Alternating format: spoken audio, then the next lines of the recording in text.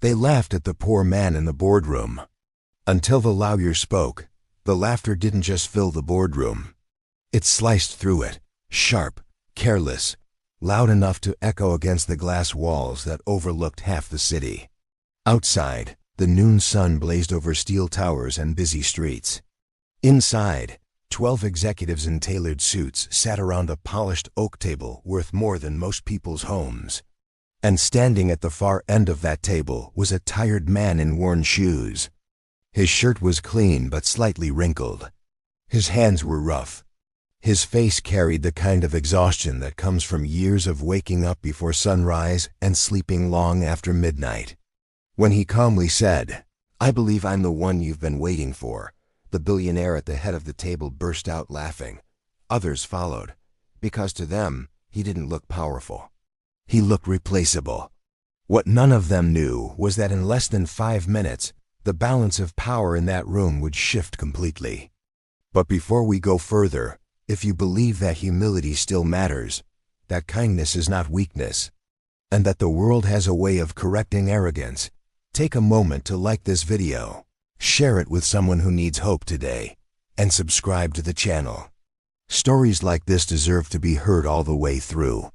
The man standing quietly at the end of that boardroom table was named Rayan Malik. 3 years earlier, his life had split into before and after. Before, he was a respected systems strategist, known quietly in corporate circles for solving problems others couldn't untangle. After, he was a widower raising a 6-year-old daughter alone. His wife had passed unexpectedly after a short illness. 1 month they were planning a weekend picnic. The next, he was sitting in a hospital hallway holding a small hand that didn't fully understand why mommy wasn't coming home. Grief is heavy. Responsibility is heavier. Rayan learned to carry both. Every morning began the same way. 5:30 a.m. alarm, make breakfast. Pack a lunchbox with whatever was affordable that week. Tie shoelaces, brush tangled hair. Walk his daughter, Alina, to school before catching 2 buses across town. He never complained, but exhaustion became a permanent layer under his skin. What no one in that boardroom knew was that years earlier, when Crestfall Global was nothing more than a struggling mid-sized firm drowning in inefficiency, it was Rayan who designed the internal systems that saved it. He didn't want fame. He wanted stability. At the time, instead of demanding a massive consulting fee, he negotiated something different: equity, small shares, voting rights tied to long-term growth, quiet clauses buried deep in legal language. Back then, the CEO had agreed easily, confident the company would never grow large enough for those shares to matter. But companies grow, contracts mature. And now, under the blazing noon sun, Rayan stood in that boardroom because the legal threshold embedded in those old agreements had finally been triggered. Majority control. He hadn't come to boast. He hadn't come to humiliate anyone. He had come because the company was collapsing internally. Toxic leadership, high turnover, declining productivity. And legally, he now had the authority to step in. At the head of the table sat Leonard Graves, billionaire founder of Crestfall Global. Leonard was known for his sharp suits, sharper tongue, and habit of belittling anyone he considered beneath him. He leaned back in his leather chair, adjusting his cufflinks. "And who exactly are you supposed to be?" Leonard asked, amusement dripping from his voice. Rayan met his gaze calmly. "My name is Rayan Malik," he said.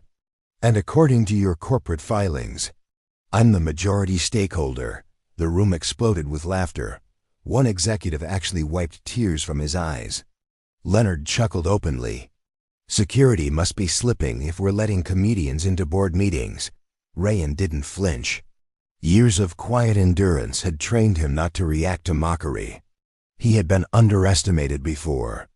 Across the table, the company's legal counsel, a woman in her early 40s with precise glasses and a stack of folders, cleared her throat. Softly at first, no one listened. She cleared it again, louder. The laughter faded slightly. "There's documentation," she said carefully, sliding a thick folder across the table, "that supports Mr. Malik's claim. Leonard smirked. Go on. The lawyer opened the file. Highlighted clauses. Share certificates. Voting agreements. Conversion triggers that had activated automatically once the company crossed certain revenue milestones. One by one, the board members leaned forward. Faces changed. Smiles faded. Color drained. The sunlight streaming through the glass suddenly felt harsher. He holds 52%, the lawyer said clearly. Silence, the kind that presses against your ears. Leonard's confident posture stiffened. That's not possible, he said quietly. It is, she replied. Rayan remained standing. Not triumphant. Not smug, just steady. I didn't come here for revenge, he said calmly. I came because this company is breaking. Leonard's jaw tightened. You think you can run this place? Rayan looked around the room. At executives who avoided eye contact. At men and women who looked powerful but uncertain. I helped build it, he said softly. I know where it's fragile. The next hour changed everything. There was no shouting, no dramatic pounding of fists. Just facts. Rayan outlined internal inefficiencies he had warned about years earlier. He spoke about employee burnout, about unrealistic deadlines driven by ego rather than sustainability, about talented workers leaving because they felt unseen. He didn't speak like a conqueror. He spoke like someone who had experienced being invisible. Companies aren't machines, he said at one point. They're people. And people can only carry so much before something breaks. Leonard tried to interrupt twice, but voting rights don't care about pride. By the end of the meeting, an emergency restructuring vote was passed. Leadership would be redistributed. Operational policies reviewed. Executive authority balanced. Leonard would remain involved, but no longer unchallenged. The billionaire who had laughed the loudest now sat silent. For the first time in years, someone had spoken to him without fear. The weeks that followed were not dramatic, but they were transformative. Flexible scheduling policies were introduced. Mental health support expanded. Managers were evaluated not just on profit, but on team retention. Recognition programs shifted from flashy awards to meaningful growth opportunities. And slowly, the atmosphere inside Crestfall Global changed. Productivity improved. Resignations decreased. Innovation returned. Rayan didn't take a corner office.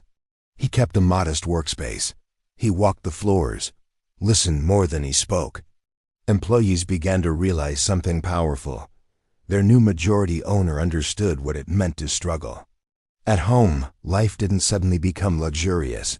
Rayan still woke before sunrise, still packed lunches, still walked Alina to school under the warm morning light. But something had changed. He no longer feared unexpected expenses. He no longer calculated every grocery item twice. He attended school events without checking his watch every 5 minutes. One afternoon, Alina asked him a question. Why do people look at you differently now? He smiled gently. Because sometimes, he said, people don't know who you are until the light hits you from the right angle. She thought about that seriously, then nodded. Children understand more than we think. As for Leonard Graves, he changed too, not immediately. Not easily, but slowly. Watching someone lead with calm strength instead of loud dominance forced reflection.